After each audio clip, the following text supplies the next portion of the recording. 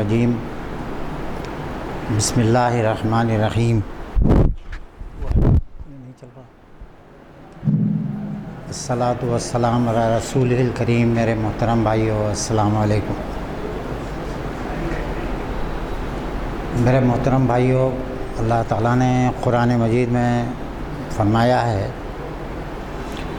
ام حسبتم ان تدخلوا الجنۃ ولما یأتیکم مثل الذین خلوا من قبلکم مستهم البأساء والضراء وزلزلوا حتى يقول الرسول والذین آمنوا معه متى نصر اللہ الا ان نصر اللہ قریب۔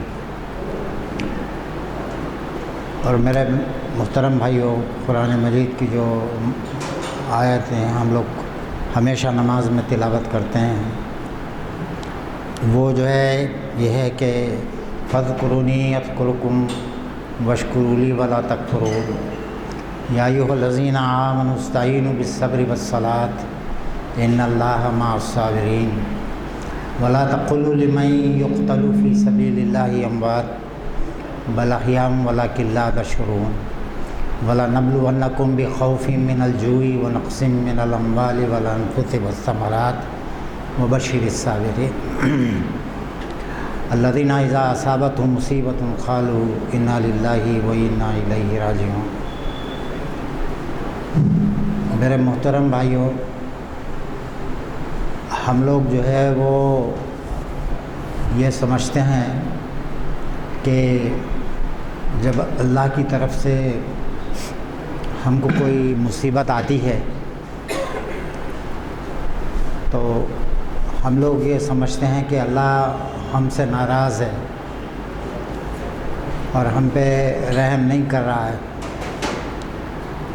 اور جب اللہ تعالیٰ ہم کو جو ہے وہ اپنی رحمت کا مزہ چکھاتا ہے، جب ہم پہ رحمت کرتا ہے تو ہم بہت خوش ہو جاتے ہیں۔ حالانکہ ہمارے کو جو ہے جو بھی مصیبت ہم پہ آتی ہے اور جو کچھ ہم پہ اللہ کی رحمت ہوتی ہے وہ دراصل اللہ سبحانہ تعالیٰ کی ایک خاص حکمت کے تحت ہوتی ہے جو ہماری سمجھ میں نہیں آتا۔ ہم دعائیں کرتے ہیں اور سمجھتے ہیں کہ اللہ فوری قبول کر لے اور ہماری مصیبت کو جو ہے وہ ہم سے ہٹا دے۔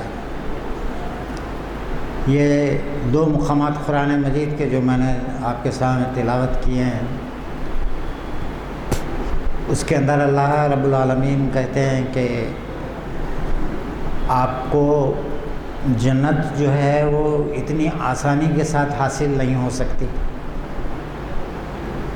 جنت کا راستہ بدر اور حنین سے ہوتا ہوا گزرتا ہے، اور یہ راستہ اتنا آسان نہیں ہے جتنا ہم سمجھتے ہیں۔ اللہ تعالیٰ ایسا تشتری میں جنت رکھے ہے، کشتی میں جنت رکھے ہے، جس طریقے سے ماں بچے کو پھول پہناتی ہے ویسا پہنا دیں گا۔ یہ خیال جو ہے اگر کسی کا ہے تو یہ خام خیالی ہے۔ اور اللہ تعالیٰ بولتا ہے کہ کیا تم لوگ یہ سمجھتے ہو کہ جنت میں بس یوں ہی داخل ہو جاؤ گے؟ اللہ تو ابھی دیکھا ہی نہیں ہے کہ تم کتنے اس کے وفادار ہو، اور وفاداری اسی وقت ہماری ٹیسٹ ہوتی ہے جب ہم پہ مصیبت جو ہے وہ آن پڑتی ہے۔ اور یہ جو ہے وہ محمد صلی اللہ علیہ وسلم کے ہم امتی کہلاتے ہیں۔ ہم کو فخر ہے کہ ہم محمد صلی اللہ علیہ وسلم کے امتی ہیں، مگر میں آپ کو اگر یہ کہوں، اگر آپ نے سیرت کی کتابوں کا مطالعہ کیا ہے تو رسول مقبول صلی اللہ علیہ وسلم کو ایک دن کے لیے بھی وہ عیش و آرام نصیب نہیں ہوا جو ہمارے پاس ایک عام آدمی کو نصیب ہوتا ہے آج کے دور میں۔ ایک مرتبہ کیا ہوا کہ حضرت عمر شام کے اور عراق کے سفر پہ گئے تھے، واپس آئے، آنے کے بعد بیٹی کے گھر آئے، ملنے کے لیے جب آئے حضور اقدس صلی اللہ علیہ وسلم، حضرت عمر کی بیٹی جو ہے نا حضور صلی اللہ علیہ وسلم کی ازواج مطہرات میں سے تھی، حضرت حفصہ، تو جب ملنے کے لیے آئے تو جب گدے پہ بیٹھے وہ حضور صلی اللہ علیہ وسلم جس پہ آرام فرماتے تھے، تو ایک دم سے حضرت عمر کے آنسو نکل آئے، گھاس پھوس بھرا ہوا تھا وہ گدے کے اندر، روئی نصیب نہیں تھی، اور آپ کے آنکھوں سے آنسو نکل گئے، اور صلی اللہ علیہ وسلم جب آئے آپ صلی اللہ علیہ وسلم تو کہا کہ اے اللہ کے رسول، آپ اللہ کے رسول ہیں، میں ابھی شام اور عراق کے سفر سے واپس آیا ہوں اور وہاں کے جو فرما روا ہیں ان کی شان و شوکت دیکھ کے آیا ہوں، اور آپ تو دونوں جہاں کے بادشاہ ہیں، اور آپ کا بستر اتنا سخت اور اتنا کھردرا ہے کہ میں بیٹھ نہیں پا رہا ہوں۔ رسول اللہ صلی اللہ علیہ وسلم مسکرائے اور کہا کہ اے عمر، کیا تم چاہتے ہو کہ اللہ کی جتنی نعمتیں ہیں سب اسی دنیا میں ہم کو مل جائیں اور آخرت میں ہمارا کوئی حصہ نہ ہو؟ آپ صلی اللہ علیہ وسلم حضرت عمر ایک دم سے چونک گئے۔ تو میرے بھائیوں، جن لوگوں کو اللہ سے ملاقات کی امید رہتی ہے اور جو اپنی زندگیوں کے اندر آئے دن یہ تمنا کرتے ہیں کہ ہم کو ہمارے رب سے ضرور ملنا ہے، تو ان کو زندگی اور اس کے عیش و عشرت کی کوئی پرواہ نہیں رہتی، اور آج جو ہے وہ یہ ہے کہ ہم کو بہتر سے بہتر چیز کی تلاش ہے ہماری زندگیوں کے اندر۔ پہلے تو ہماری خواہش رہتی ہے کہ ہمارا گھر ہو جائے، گھر ہو گیا تو ہماری خواہش رہتی ہے کہ اس کو جو ہے نا وہ بہترین طریقے سے جتنا سنوار سکتے ہیں، جتنا پیسہ لگا سکتے ہیں لگائیں۔ اس کے بعد ہماری خواہش رہتی ہے کہ ہمارے پاس ایک گاڑی ہو جائے، اس کے بعد یہ رہتی کہ بہترین سے بہترین گاڑی کی تلاش رہتی ہے، سمجھے آپ۔ اور جو ہے نا وہ آپ ماروتی کے اوپر نہیں ہیں بلکہ آپ بڑی بڑی گاڑیوں کی طرف آپ توجہ کرنا شروع کر دیتے ہیں۔ جتنا اللہ آپ کو دینا شروع کرتا ہے اتنا ہی آپ کی زندگی میں عیش و عشرت جو ہے وہ جگہ لینا شروع کر دیتی ہے، مگر یہ جو ہے وہ رسول مقبول صلی اللہ علیہ وسلم کا طریقہ کار نہیں تھا۔ ایک دن آپ صلی اللہ علیہ وسلم کے گھر میں تھوڑا سا سونا تھا، اور آپ صلی اللہ علیہ وسلم فجر کی نماز کے بعد جو ہے سلام پھیرتے ہی اس تیزی سے لوگوں کی گردنوں کے اوپر سے پھلانگتے ہوئے آپ گھر میں گئے، اور آپ وہ سونا جو ہے وہ لیا وہاں سے اپنی بیگمات کے پاس سے، اور فوری جو ہے وہ مستحقین میں تقسیم کر دیا۔ حضرت عائشہ بولی کہ اللہ کے رسول اتنی جلدی کاہے کی تھی؟ تو بولے کہ ایک رات میرے پاس رہ گیا وہ سونا۔ کیا ظلم ہے کہ یہ سونا جو ہے مستحقین تک نہیں پہنچا، ایک رات میرے پاس رہ گیا۔ اور اس نبی کی امت ہیں ہم لوگ، اور ہماری زندگیوں میں اس کا کوئی پرتو نہیں ہے، کوئی ہماری زندگی میں اس کا جو ہے نا کہیں کوئی نام و نشان نظر نہیں آتا۔ ہر وقت ہمارا ضمیر قرآن مجید کہتا ہے، یہی رٹ لگائے رہتا کہ حل من مزید، اس سے زیادہ جو ہے نا مت ہے کہ کچھ ہو جائے، اس سے زیادہ کچھ ہو جائے، اس سے زیادہ کچھ ہو جائے۔ فقط یہی جو ہے نا رٹ رہتی ہے ہمارے نفس کی، ہمارے ضمیر کی، حل میں مزید۔ اور جو کہ میرے بھائیوں، اللہ تعالیٰ یہ جو ہے وہ اقبال کا جو یہ مصرع ہے کہ خدا تجھے کسی طوفان سے آشنا کر دے، اقبال نے یوں ہی مسلم امت کے لیے یہ دعا نہیں مانگی کہ تجھے جو ہے اللہ کسی طوفان سے آشنا کر دے، کیونکہ تعیشات کی زندگی انسان کو خدا سے غافل کر دیتی ہے، وہ خدا کو بھول جاتا ہے اپنے عیش میں۔ اور اسی واسطے اس کا دوسرا مصرع دیکھیے اس شعر کا، خدا تجھے کسی طوفان سے آشنا کر دے کہ تیری بحر کی موجوں میں اضطراب نہیں، کہ تیرے جو ہے سمندر کی موجوں میں وہ اضطراب نہیں ہے، وہ تڑپ نہیں ہے تیری جو ہے نا وہ موجوں میں۔ اس واسطے میری یہ دعا ہے کہ اللہ تجھے طوفان سے آشنا کر دے۔ میرے بھائیوں، اقبال کو کی فلسفی کے اوپر یا اقبال کی شاعری کے اوپر جو لوگ اب تو سالوں سے جو ہے یہاں پہ مختلف انٹلیکچوئلس کو سنتے رہتے ہیں، میرا جو ہے طریقہ کار یہ ہے کہ میں ایسے موضوعات اقبال کی شاعری میں تلاش کرنے کی کوشش کرتا ہوں۔ ظاہر ہے کہ ہر شخص یہ کہتا ہے کہ اقبال کا فلسفہ خودی کیا ہے، اقبال کا فلسفہ قوت کیا ہے، اقبال کا فلاں فلسفہ کیا ہے، اقبال کیوں جو ہے نا مطلب یہ ساری تو آپ لوگ سنتے ہی رہتے ہیں آئے دن، مگر میں یہ سمجھتا ہوں کہ اگر ہم اقبال کے کلام کے اندر سے ان چھوٹی چھوٹی چیزوں کے اوپر جس پہ اقبال بہت زیادہ توجہ دیتے ہیں ان کو اگر جو ہے وہ ہائی لائٹ کیا جائے، ان کو اگر سمجھنے کی کوشش کی جائے تو ہماری زندگیوں کے اندر بہت بڑا انقلاب رونما ہو سکتا ہے۔ اور آپ دیکھیں کہ اقبال کی ایک چھوٹی سی نظم ہے، چند جو ہے نا اشعار کی، خطاب بنوجوان اسلام، اور وہ جو ہے نظم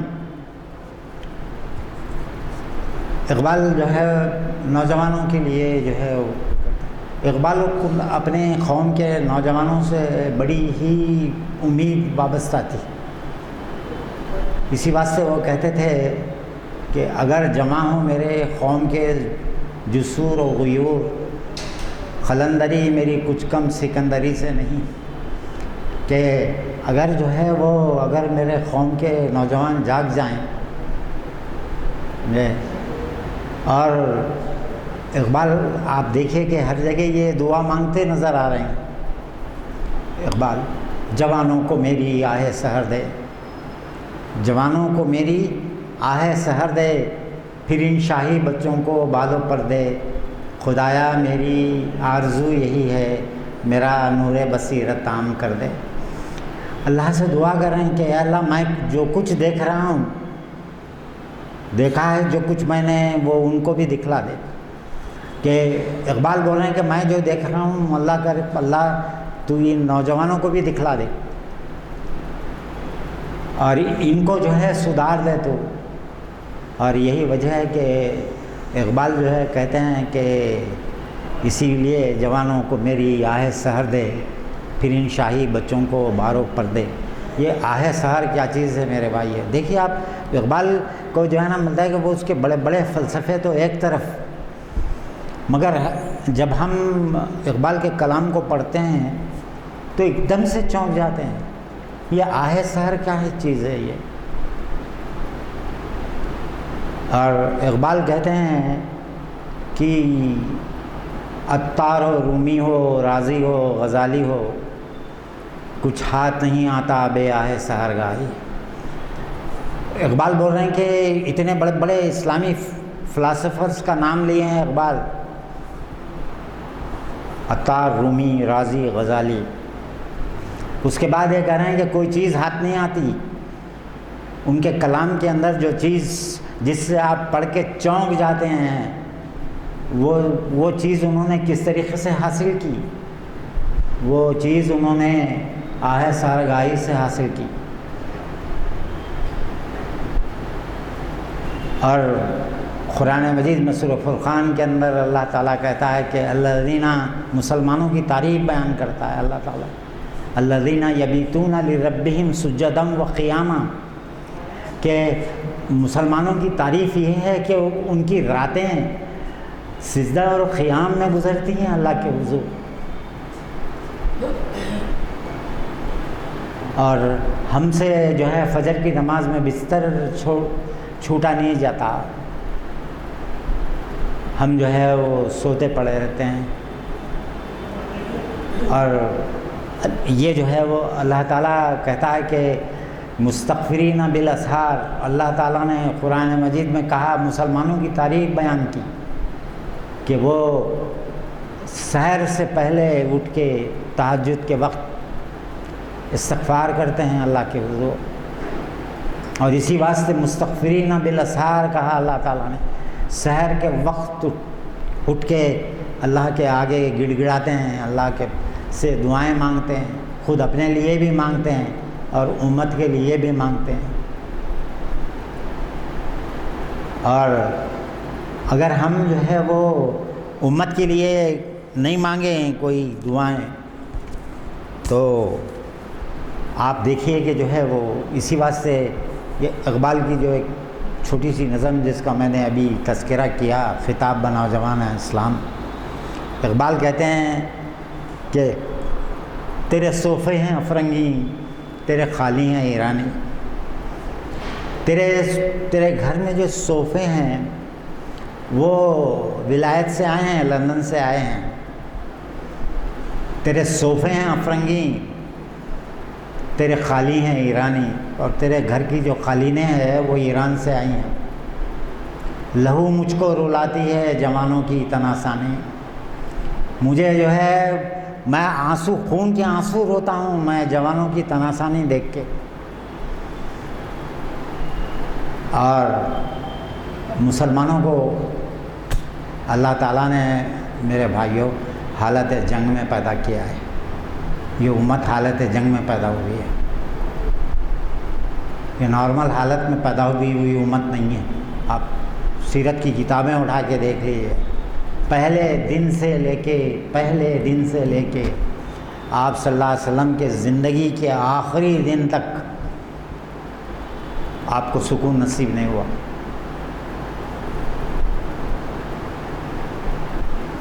بتا دے کوئی جو ہے نا، جو حضور صلی اللہ علیہ وسلم کی سیرت کا جو ہے وہ طالب علم ہے، کبھی آپ کو سکون نصیب ہوا کیا؟ مستقل جد و جہد. اور اسی واسطے اقبال ایک جگہ بولتے ہیں، ستیزہ کار رہا ہے ازل سے تا امروز، کہ ستیزہ کار کہتے ہیں برسر جنگ. ستیز فارسی زبان میں جنگ کو کہتے ہیں،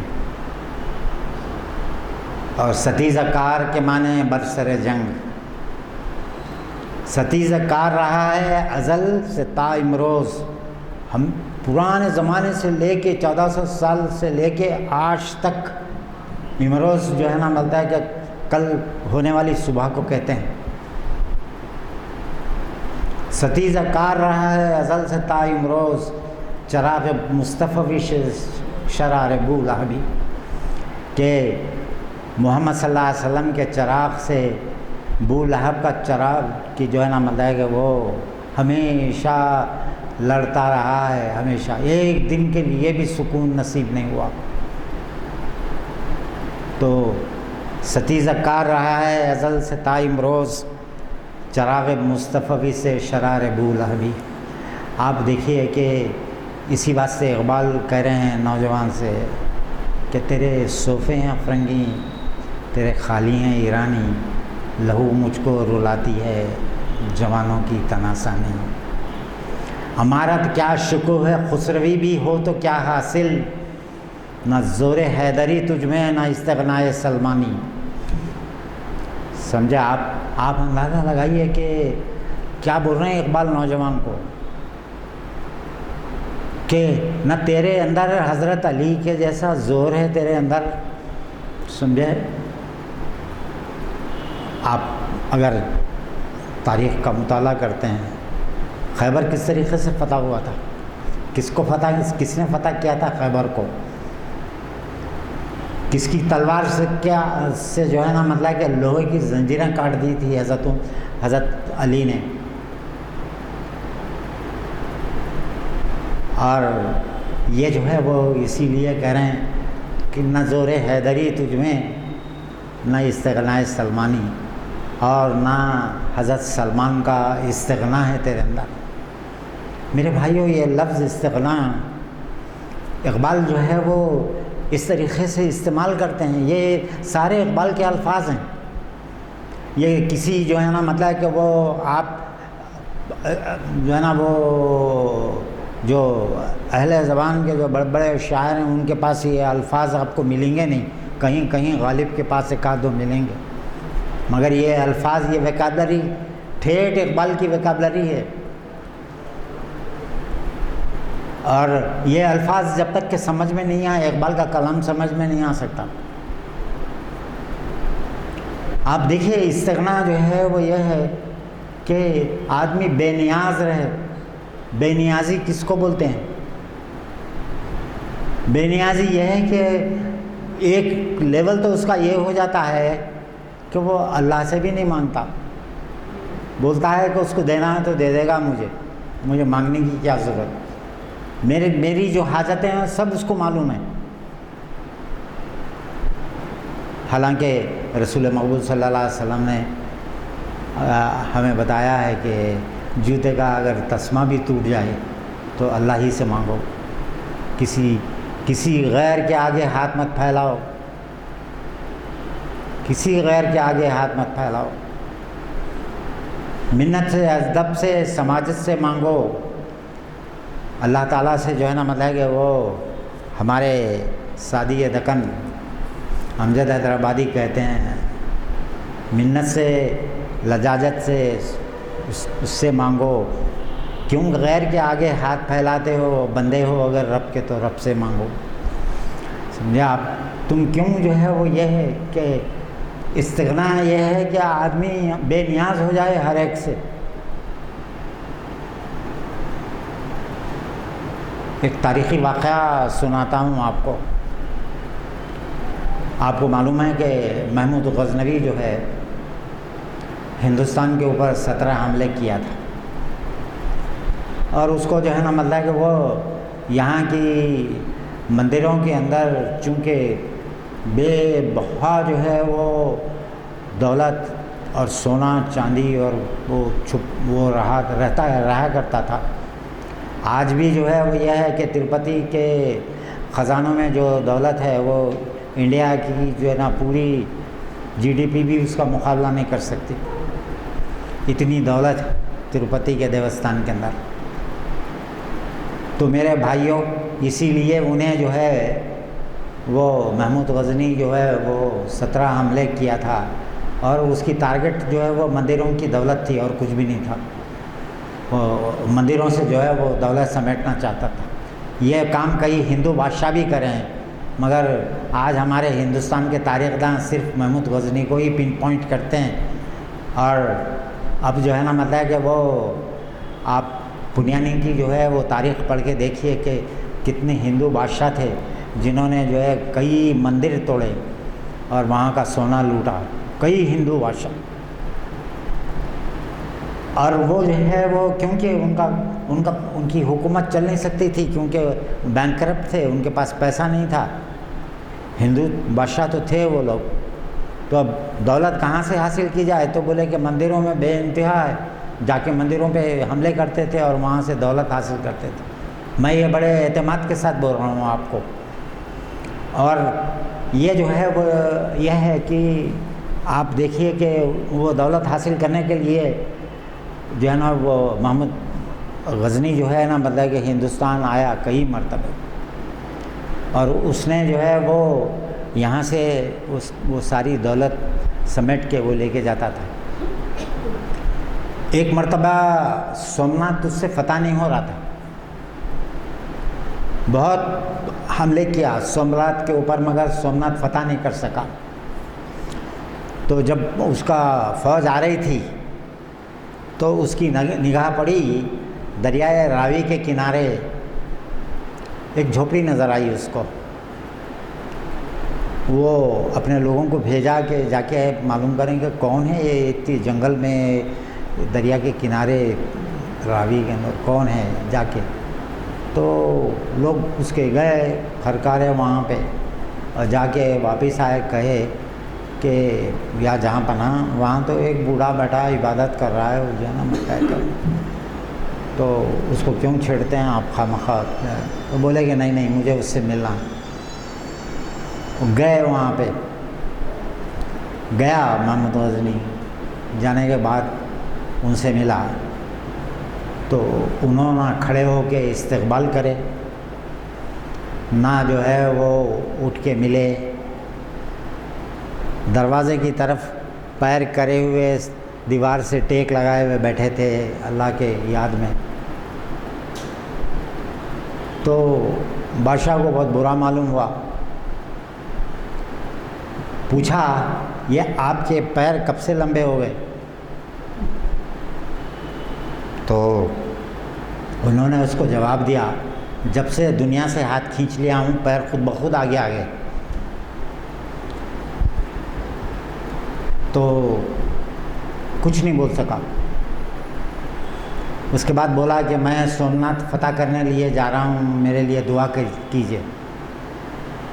تو بولے ٹھیک ہے، اپنے بازو میں پوٹلی سے اپنا ایک قمیص نکال کے دیے، بولے یہ حالت جنگ کے اندر یہ قمیص ہاتھ میں لے کے دعا کر، جو تو مانگے گا وہ مل جائے گا تیرے کو۔ انہیں آیا، جنگ ہو رہی تھی، اس کو کوئی آثار نظر نہیں آ رہے تھے کہ اس کو کامیابی نصیب ہوگی۔ اس کو یاد آیا کہ یہ بزرگ کا کرتا ہے، میرے ہاتھ کیوں نہ آزمایا جائے۔ وہ نکالا اور اس کے بعد دعا کیا، اللہ تعالیٰ دعا قبول کر لیا اور سومناتھ فتح ہو گیا۔ جب مال و دولت لے کے واپس ہونے لگا تو پھر ملنے کے لیے آیا اور آپ کو کچھ پیش کرنا چاہا، تو بولے کہ مجھے کسی چیز کی ضرورت نہیں، ایک اشرفی کی بھی مجھے ضرورت نہیں، مگر تو نے بہت کم قیمت کے اوپر میرے قمیص کو تو نے بیچ دیا۔ تو بولے کہ کیا جو ہے نا مطلب اگر وہ قمیص ہاتھ میں لے کے دعا کرتا کہ ہندوستان کے سارے ہندو مسلمان ہو جائیں تو ہو جاتے تھے، اور بولے کہ تو جو ہے نا مطلب کہ وہ دولت کے لیے آیا تھا، دولت تجھے مل گئی، تو کب ہندوستان کے اندر لوگوں کو اسلام قبول کرنے کے لیے، اسلام کی دعوت دینے کے لیے تو کب آیا تھا؟ آج ہمارے پورے مسلم بادشاہوں کا یہی عالم ہے میرے بھائیوں۔ اگر وہ لوگ اسلام کی خدمت کیے ہوتے، الا ماشاء اللہ چند لوگوں کو چھوڑ کے، اگر آپ اورنگزیب عالمگیر رحمۃ اللہ علیہ کو نکال دیں، کوئی بادشاہ ہندوستان کے اندر جو ہے وہ اسلام کی خدمت نہیں کیا۔ اور یہ عجیب ہماری قوم کا المیہ ہے۔ مولانا ابوالحسن علی ندوی اپنی کتاب کے اندر لکھتے ہیں کہ ہندوستان کی پوری ہماری 800 سالہ تاریخ کے اندر کوئی بادشاہ جو ہے نا کبھی حج کرنے کے لیے نہیں گیا۔ 800 سال ہندوستان پہ حکومت کی، 4-5 خاندان حکومت کی ہے،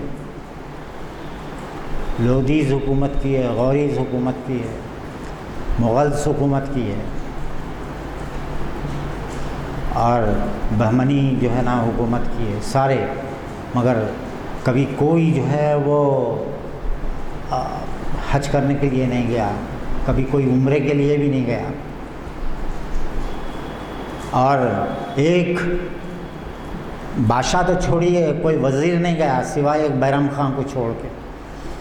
بیرم خان اکبر کا تعلق تھا، اس سے کچھ جو ہے نا مطلب کہ ناراض ہو گیا تھا اکبر، تو اس کو بھیج دیا تھا جو ہے نا وہ جا کے جو ہے نا عمرہ کر کے جو ہے نا یہ کر کے آور تاریخ میں صرف وہ ایک ملتا ہے، سزان بھیجا تھا، نہ کہ اپنے دل کی خوشی سے گیا تھا انہیں۔ تو میرے بھائیوں، یہ ہماری تاریخ ہے۔